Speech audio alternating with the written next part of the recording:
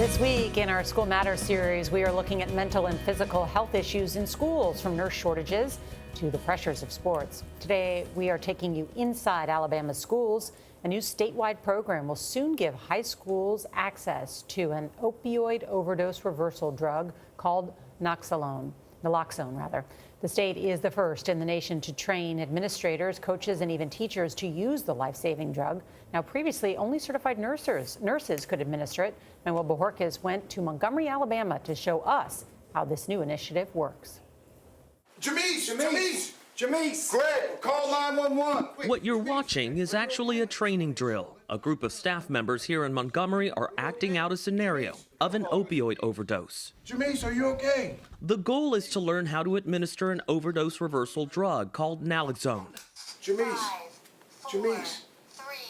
The auto-injector looks more like a cigarette box than a drug that can save a life.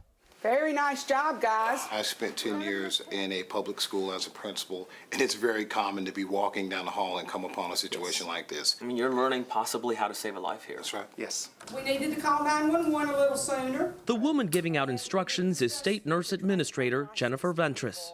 So we developed this training to teach people in the absence of a nurse how to give this drug. So a principal, a coach, possibly a teacher. Exactly. Each high school will get one of these. Ventris later gave us a demo with an empty injector. So we're going to pull this off. To inject, place black end against outer thigh. Then press firmly. 5, 4, 3, 2, 1.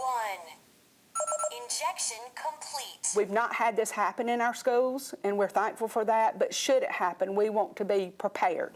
Preparation is also underway about 3 hours north, near Huntsville, Alabama. The drug is important because it works fast. Where trainings had started at Sparkman High just last month. You can lay back down. We were there when 11th graders Bella Powell and Jackson Mays first learned how this device works.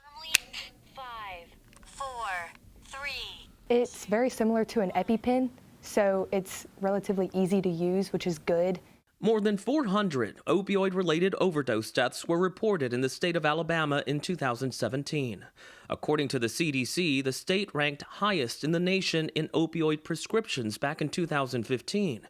The state is said to have more prescriptions than the number of people. The drug costs $178 per dose, all paid for by a grant, meaning no cost to taxpayers. School officials say this is not only for the safety of students. They say this can be used on anyone who comes to campus for any of a number of events, anything from basketball games to recitals. We're one of the top states that have opioid abuse. Eric Mackey is Alabama's state superintendent. Schools have so many needs right now, teacher pay, supplies. Why has this become a priority? Well, school health, our student health is a priority. And people could say, well, you ought to be investing your money just in textbooks and teachers and academic things. But there will be no good academic outcomes if there's not healthy students in the school. He was absolutely using while he was in school. The opioid epidemic hit close to home for Lori Roberts almost 5 years ago, when her oldest son, Will, overdosed on the back porch of their house. It is truly one of the most painful things and hardest things that I've ever gone through. Will became addicted to opioids during his sophomore year of high school after his wisdom tooth removal. But he was lucky. He survived. I have been blessed so far that my son is still alive. And as a parent of a child who is in recovery, you learn that it is a every day, the rest of my life, worry.